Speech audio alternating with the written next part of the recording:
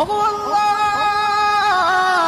ওগো মালিক, তুমি ছাড়া তো আমাদের আর কেউ নাই, তুমি ছাড়া তো আমার আর কেউ নাই। আল্লাহ গো, তুমি যদি মাফ না করো কে আমাকে মাফ করবে? তুমি যদি মাফ না করো কে আমাকে মাফ করবে?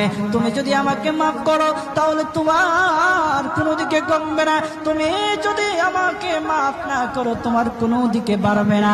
আল্লাহ গো, তুমি আমাকে মাফ করে দাও। সারাটা জীবন অন্যায় কাজ করেছি, সারাটা জীবন নাফরমানি করেছি, আমার কাছে কালেমার দাওয়াত কম আসে নাই, আমার কাছে কালেমার দাওয়াত কম আসে নাই, আমাকে লোকেরা কম বোঝায় নাই। ওগো আল্লাহ, তুমি আমাকে মাফ করে দাও। মাফ না করলে কোথায় যাব, কার কাছে যাব?